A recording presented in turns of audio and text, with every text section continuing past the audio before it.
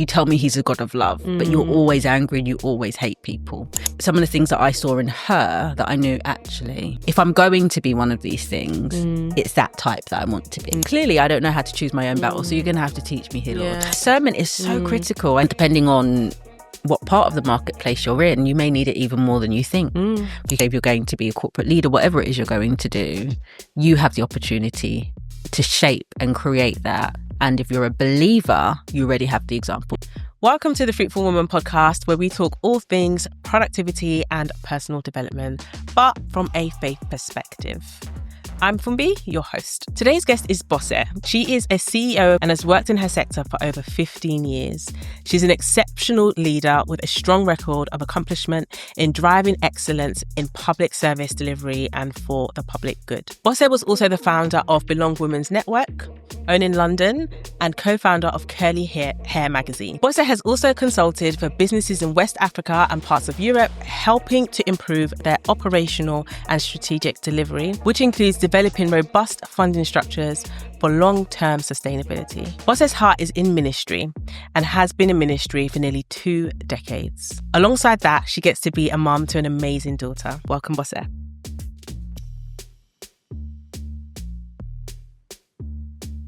Hi, thanks for having me. No, thank you for coming. Thank you for coming.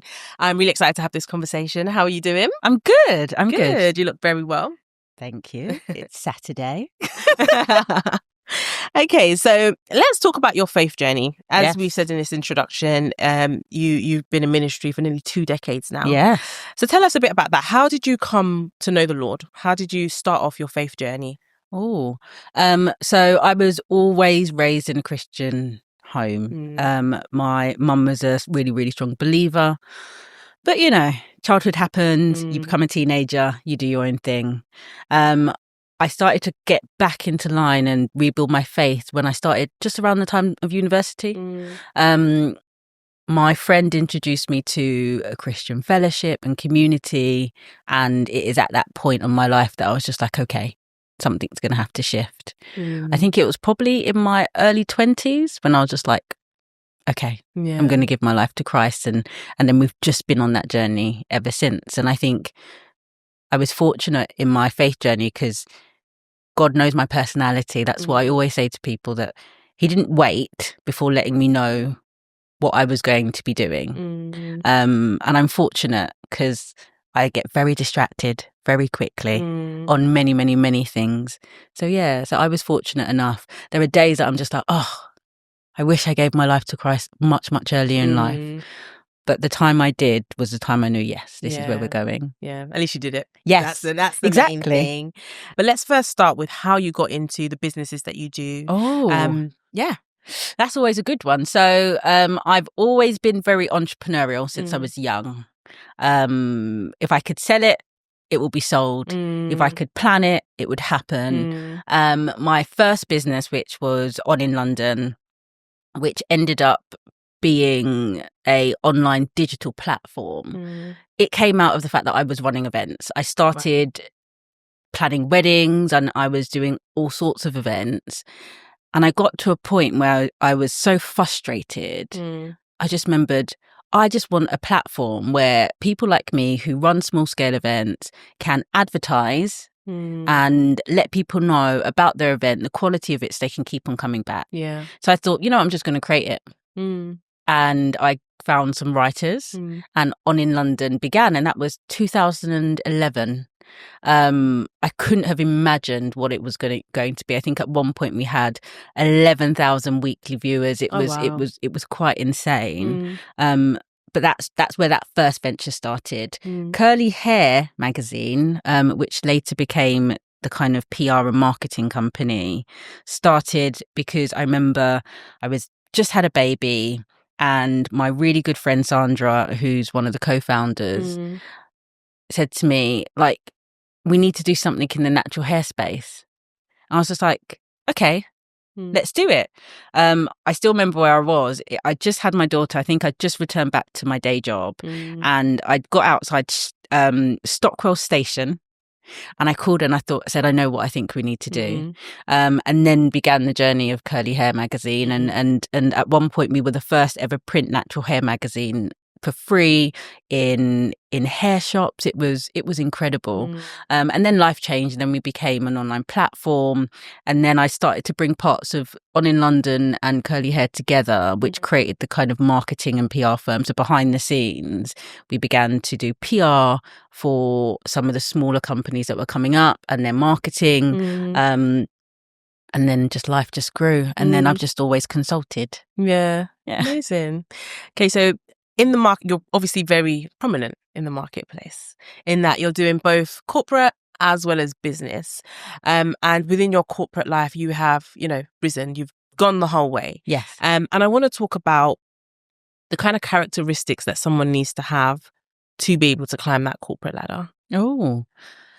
Before you give the answer, I actually, I think I've heard you tell a story before where someone approached you and was like, you're going to be in this particular position, and these are the characteristics I see in you, and I want to mentor you. Yes. That's correct, right? Yeah. And I remember listening to that, I'm thinking, I need to know these characteristics that this lady saw. So talk us through some of the things that you've done that's helped you climb that corporate ladder and helped you be fruitful in the corporate space. Oh gosh. So I'll give some context for people listening. Yeah. So many years ago, as a kind of more middle manager, I remember going to a meeting, and I got sent off to this meeting because my boss couldn't go, and it was with the CEO of the organisation I was in then and all of her people. They were talking through this transformation strategy thing. They had this private company come in and they were doing it, and I just remember sitting there thinking to myself, none of this is going to work. So as you do, you kind of put your hands up and be like, hi. I thought I might get sacked, but I need to say it because this is going to cost lots of money and it's not going to work the way they expected it to. And I just expressed that in the most calmest way. And then the meeting finished and I went, and then I remember getting an email from the chief exec, and I just thought, oh my days. Yeah. I should have just stayed quiet in that meeting. I've got bills to pay. But it was her saying, I see you. I want to mentor you. And that began a huge journey for me, because what she was showing me and what she expressed or poured out into me was everything that she was and everything that she had learned. And some of the things that I saw in her that I knew actually, this is, if I'm going to be one of these things, it's that type that I want to be. And that was just her expression and her love for people. You could be anyone and anywhere. You could be the janitor, you can be the person at the front desk, or you can be the most senior person next to her in the organisation. And she treated everyone with respect. She loved everyone, and she just gave people her time and her energy. And alongside that, she was just an excellent kind of strategic thinker. So I'd like to think I embraced those things. I think the thing that I've learned as a Black woman in the industry is patience is everything. And the ability to choose your battles is so critical. And I say it because I think many people, as you kind of express or you grow in your career, you want to take on every battle. That will wipe you out. So it's about patience and knowing where to enter and where not to enter. And you know what? The other thing that I would say in terms of, for me, that's helped in my career journey is I treat everyone the same. I've seen many people fall foul of that, and they kind of shoot up and they started to treat many people in really difficult and challenging places because they are not as senior as they are and all those things. And I just think that's just not the right thing. But then I say that because I'm a believer and I want to express Christ. I want, when people have an interaction with me, I don't mind who you are. That might be the only interaction you get from me. And in that moment, I have an opportunity to express who he is through me. And if I only have 30 seconds of your time or 4 hours of your time, that might be the only time I get to show you. You can be many things, but you can still be a servant in the midst of what you do. And that for me is always vital. And I think when you lose that, you begin to lose yourself. Yeah. Because the same people you see on the way up, as they say, are the same people you will see when it's time for you to come back down. Yeah. And their experience of you whilst you were flying is the one that they're going to have when they're coming down. And it's like, what is the experience that you want to give for people? And I always say, if you're going to be a corporate leader, whatever it is you're going to do, you have the opportunity to shape and create that. And if you're a believer, you already have the example for it. Yeah. So why would you deviate from the example? Yeah, exactly. I do want to touch on, expressing Christ. But before that, you spoke about that picking your battles. Yes. How did you discern or choose which ones? I burnt myself out. That's how I did. Right. As you do through life. You learned the hard way. I still remember being a young, sprightly senior leader, because I'm a young CEO, right? I'm a young CEO. I nearly said I'm not as old as some others, but I'm just a young CEO in that sense. So I still remember shooting up in my career as a young, sprightly executive, and every battle was my battle. Every battle was my battle. Yeah. If something was going on, I would insert myself somewhere, not in an aggressive way, but I just wanted to be part of it. Yeah, all. You cared. Yeah. And then you learn, and then it got to a point where I was just like, I'm exhausted. And I just remember there was days that I was just praying. I was just like, Lord, things will happen throughout my career, and I'm like, okay, clearly I don't know how to choose my own battle, so you're going to have to teach me here, Lord. Because I'm still that North Londoner. I grew up in Tottenham, right? So if there's a battle, like, I'm on it. Like, take me there. So I had to learn to like sit and quietly ask God, like, Lord, I can see and feel all this noise here, and there's noise here, and there's noise behind me. Where am I supposed to focus my attention? And there'll be moments, it will be like in none of them. And if you're like me, I'm just like, oh, but I need to do something. Like, I'm a doer, right? So it's like, but what do you mean? None. And then what you find in time, in a really quick space of time, it all dissipates. Okay. And the more senior you become in your career, you really need to learn that. Yeah. Because what it does, or what you'll end up doing, is being distracted from the important things. And for many of us, when you get so distracted from the important things, you start to lose joy in the thing that you're doing.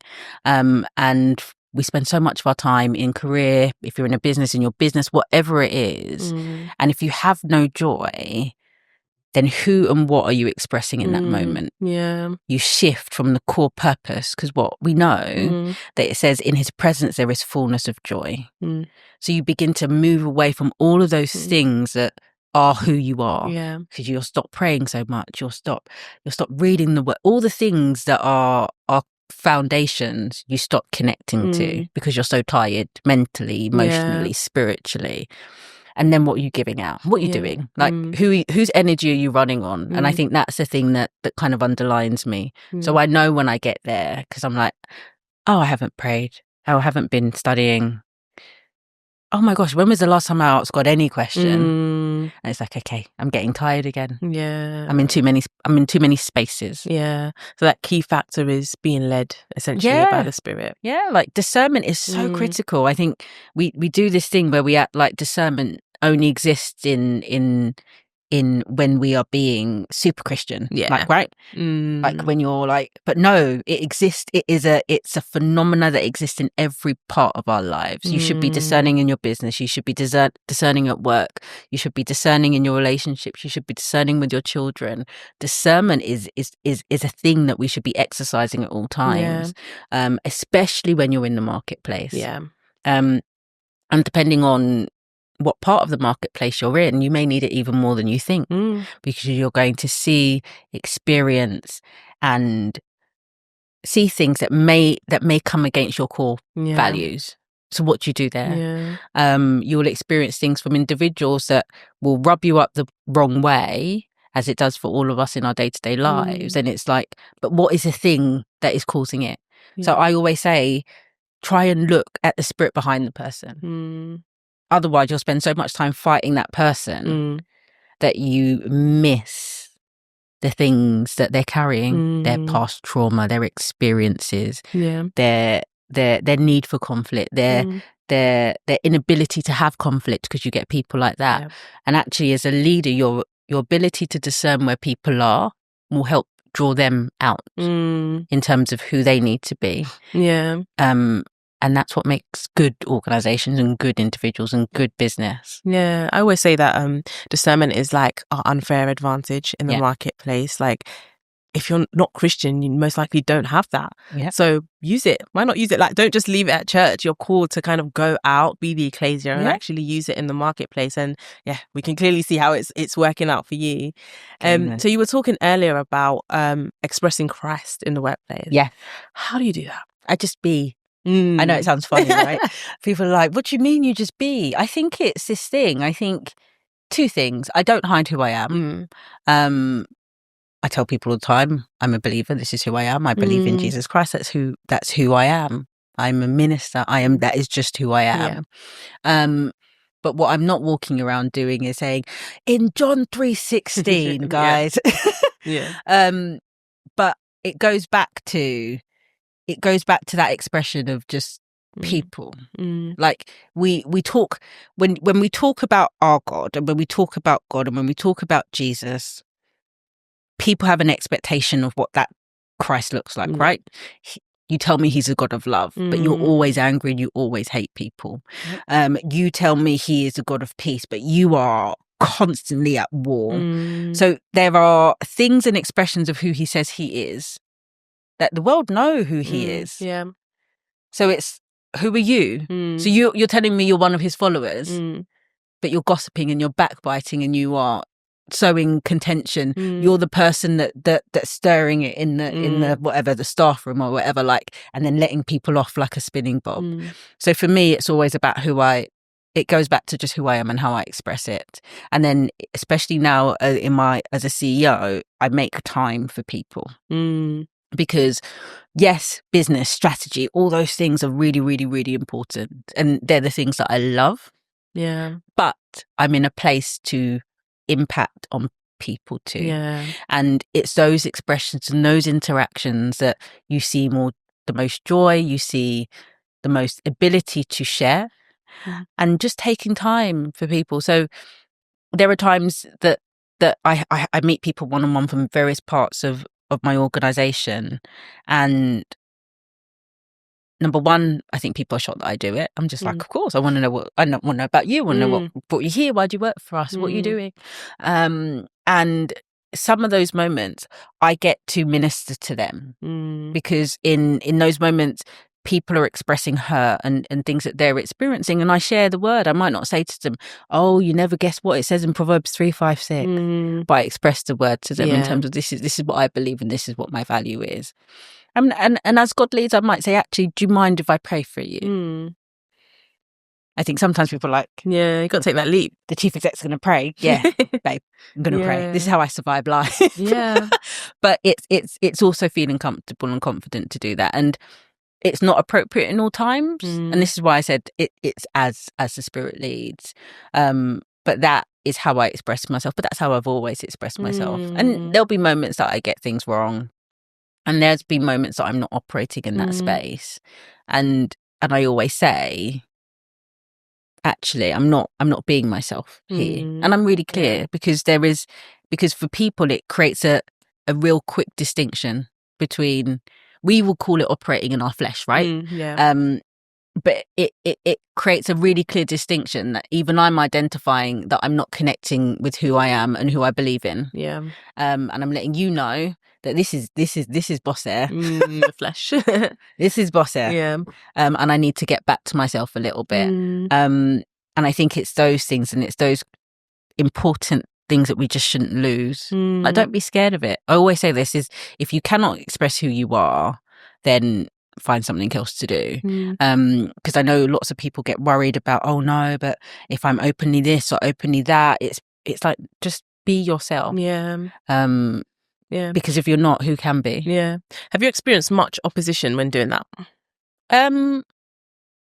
Probably in my earlier career.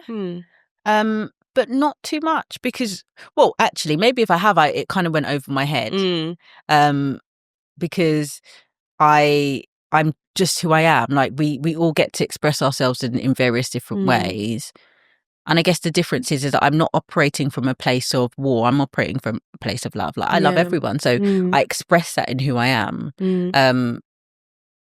And who doesn't want to be loved? Yeah, that's true. Like, who doesn't want to be loved? Who doesn't want to feel comfort and joy in the presence of other people? And if I can bring that, that's what I try to do. Yeah, amazing.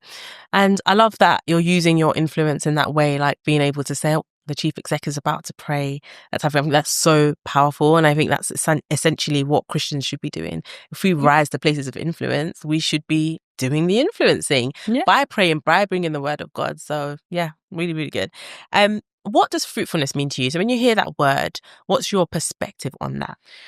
For me, fruitfulness just means the ability to have impact that lasts. And it's really that simple.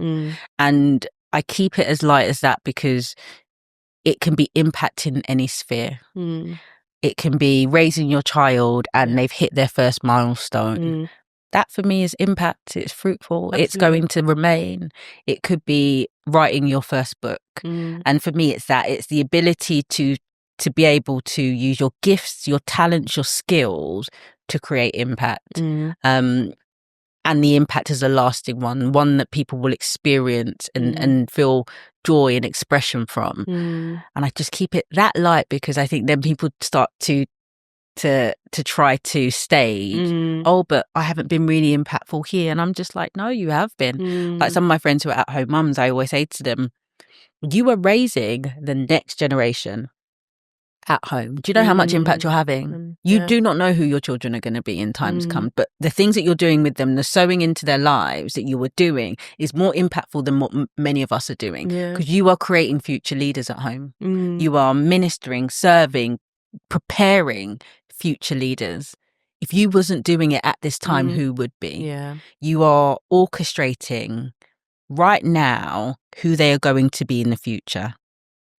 And that is where God placed you to be. And I think that is fruitful. It's impact, isn't it? It's like it's like a grand scale. Yeah. And I think what you're saying is absolutely true because fruitfulness is different for everyone. It's different from the person who's in the corporate world, who's mum at home. It looks different, but it's still fruit nonetheless, and it still leaves the impact, like you say. I think it's one of those things, isn't it? I think social media has made life challenging for people where it looks like in order to be fruitful, you have to have achieved all these things that have dominated our timelines and dominated our spaces for a long time. But whether I have £1 or £1 million, it makes no difference, does it? It's the impact I have with those things that I have in my hand. It's actually, if I use my £1 to go and buy a meal for somebody living on the street, that's more fruitful than if I'm sitting on my £1 million and I serve no one. Absolutely. Have you ever had a time where you felt, oh, I'm not being as fruitful as I know I'm called to be? Oh, every other day. Really? Sometimes. I think it's it goes back to that thing what I say in terms of impact, right? I was actually talking to a friend about this the other day because she's just like, you've done so many amazing things. I was just like, that's just stuff. It's just stuff. The moments where I am not able to minister, I think I feel that's where I don't feel like I'm not being very fruitful. If I'm just working and just needing through chaos or needing through detail, I'm just like, who is this benefiting? Even though I'm sure it's benefiting many people, but I think it's those moments. And then you have those moments where, well, I have them all the time, where you see something and you're like, oh, this person's doing this at the moment and what am I doing? But yeah. And it comes and goes. It comes and goes. But there are moments in life that I'm just like, how do you overcome that when it does come? I just allow myself to sit and be still. Sometimes I'll go on a retreat, a personal retreat alone. I love those. I do those quite often because it's. How do I describe it in the most easiest of ways? When I'm feeling the least fruitful in moments of my life, I know it's because I am running ahead of God. So at some point we have to level ourselves back up, isn't it? Yeah. And that's when I have to just retreat. My daughter calls it recharging. Mummy's going to recharge now.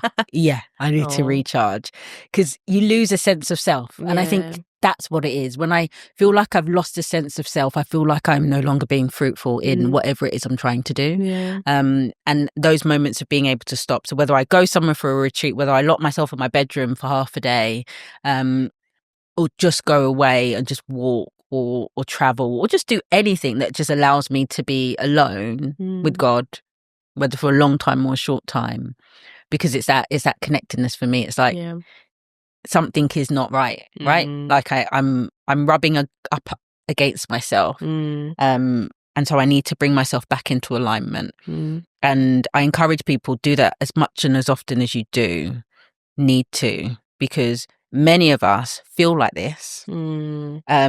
And we never bring ourselves back into alignment. We go months and years, and it's like, no. It's much easier than you think. Yeah. And it leads to all sorts of things. I feel like this, or I feel heavy, I feel this. And it's like, no. Just bring yourself back into alignment, and give yourself permission to do it. I think many people don't give themselves permission to do it, because they feel like if they stop in any moment, that it means that they're going to miss out on the next thing. Yeah. And actually, in those moments of stopping, you will move faster than anything. And we'll get, I know we're going to go into like my career trajectory, but a lot of that is because I've stopped with God. Like, it doesn't make sense. My CV doesn't make sense. My business career doesn't make sense. Yeah. And it's like, no, in those moments of stopping, God accelerates. Yeah. That reminds me of a quote that says, direction is more important than speed. Exactly. Because you could be going really, really fast, but if it's in the wrong direction, you're going to end up in a wrong destination. Yeah. You could be doing all the right things, but it's the wrong destination. And exactly. So that taking time out to align is so important. Always. So 100% concur. So I always ask this question. It's one of my favorite questions to ask. Yeah. And you've touched on it a little bit. What is one of your greatest achievements that you think, oh my God, I can't explain this. Like, but for the grace of God, I wouldn't have been able to do this. And you've just touched on how your CV doesn't make sense. Your business history doesn't make sense. Talk us through that. Like, ministry doesn't make sense. Yeah. Like, how? Showcase the grace of God right now. All of it just doesn't make sense. Yeah. I think God has been so good to me in my life. And I say it in this way because people are like, oh, when she says God's been good, it's because she hasn't had hard time. My gosh, if I show you some of the battles that I fight every single day, you'll be like, no, you can keep your good times.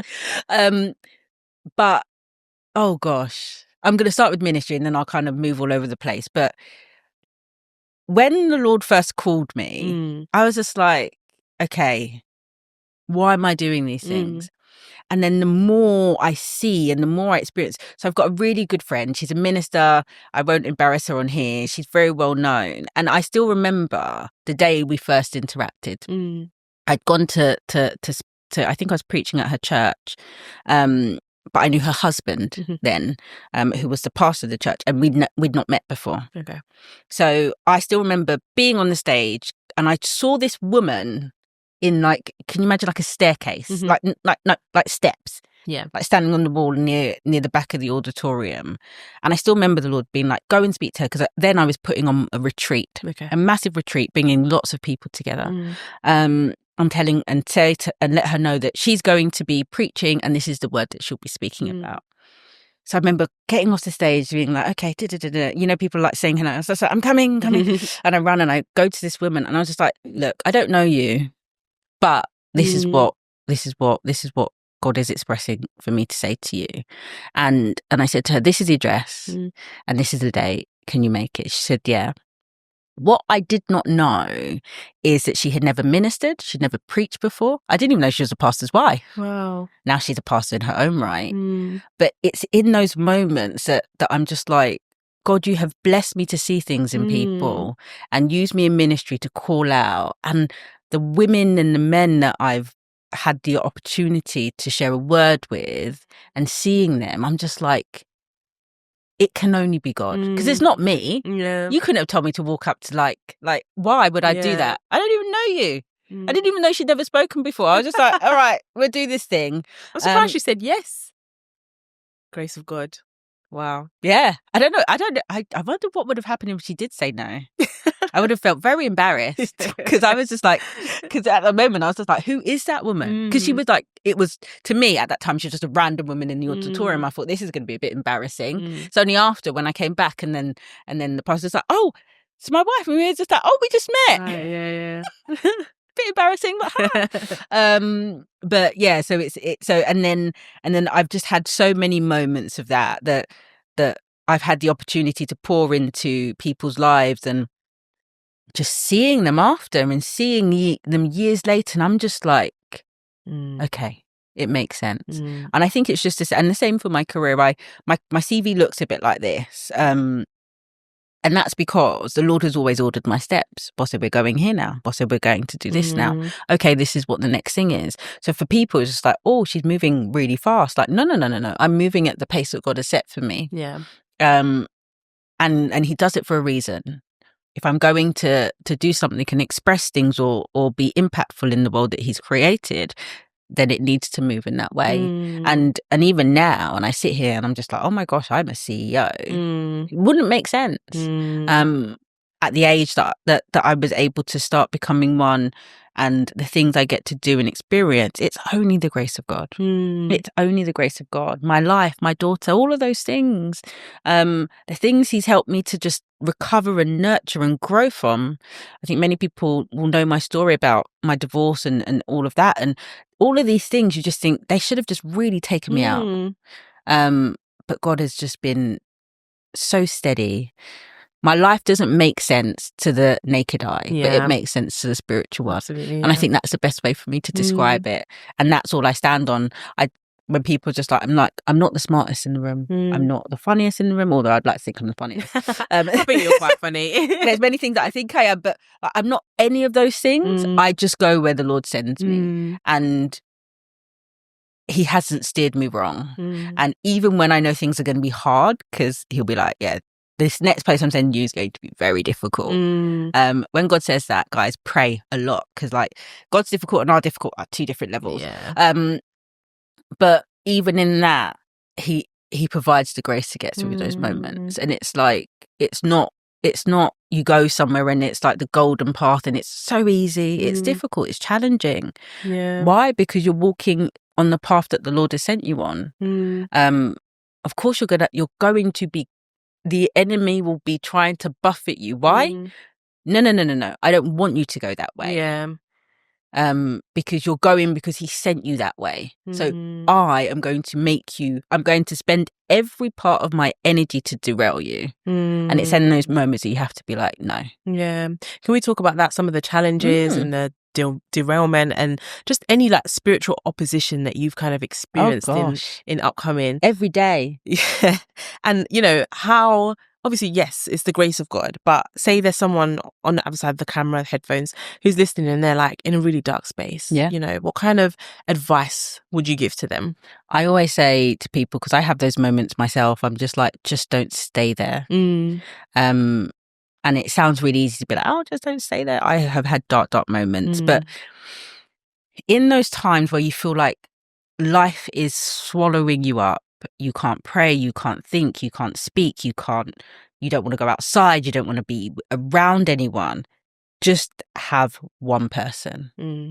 And I say it in this guise because you won't want to be around everyone when you're in those moments, but just have one person. And it might not be the person that you pick up the phone to, but you'll have that one friend or that one family member or just that one person who you always know that you can say, if I just drop off radar and if I go underground, do two things, pray for me and come and find me. And I have that one person that I'm just like, if you just, no one hears from me, I'm not doing anything, I'm not posting anything, I am not turning up to places, I am just know that it's not okay. I think that's so key. In one of the other episodes, we were talking about mental health and, what you do when you're just in a ball and you just can't reach out. Yeah. I think that's such a good way to circumvent that by having someone who's going to reach out when you do drop off the face of the earth. So that's a key takeaway for me, definitely. What are some of the practical things you do to steward your time well? A few things, really. So I try and keep a to-do list. I'm really rubbish at to-do lists. So I always say to people, I've got 3 things on my to-do list at any time. And I need to get through those 3 things just because I can't read lots of lists. And I am very boundaried with my time. So I have a point where I'm like, I am not working and I'm just going to be mum. And when I'm done being mum, so for me, it's 6 to 8 in the evening. Unless I've got evening meetings. Yeah. And I do that and then I might go back to doing some work. So I would say make sure you write things down because life moves fast. Be extremely boundaried with your time because you need to. And then the last thing, which I think people always be like, but that's not going to help me be successful. I'm going to tell you it is to make sure you have a social life. And I say it in this, guys, and whatever your social life looks like, whether it be with your church community, whether it be whatever it is, just have one. Yeah. Because if you're not having those moments of being able to recharge and connect with yourself and you're only going, it will eventually destroy you. And we're human beings. We're living beings. You're only going to get to live once. I get it. Everyone wants... Hustle culture is so sexy right now. But hustle culture is also making people who are very young look very, very old. Yep. And it is preventing people from experiencing life for what it is, for what God created it to be. So make sure that you have that space too. And don't compromise it. If it's once a month, then it's once a month. I don't know, whatever it looks like for you. But it goes back to my being boundaried on time thing. Yeah. That's good. It helps to be a well-balanced person as well. Yeah, if you can. Yeah. And my final question, or request actually, is to give the person on the other side of this podcast some advice. What would be your last burning advice to someone who they kind of feel like they're not being fruitful? Yeah. And they feel like they're not hearing from God, and maybe they're in the corporate space or business space and they just want to move up, in either positions of influence for the will of God. What would be your advice to them? And you can look at the camera. Oh, I can look at the camera for this. My advice would be this. If you're not hearing from God about moving, for me, it's stop. Take some time and find him and just sit and listen and wait. And then the next thing I would say is follow the instruction he gives you, even if it doesn't make sense. Just because your view of moving up, you think it's in the place that you are, it might be somewhere else. So if God is trying to pivot you, allow him to. Just know that wherever he is taking you, it is for greater influence, for him and his kingdom, and he will do what he needs to for you. Amen. Thank you. Thank you so much for sharing that. And thank you for coming. Thank you for honoring the invitation. Thanks for having me. And that rounds up today's episode. Thank you so much for watching. I would really love it if you could comment something valuable that you've taken from this episode. And while you're there, don't forget to subscribe and give us a like. We'll see you in the next episode.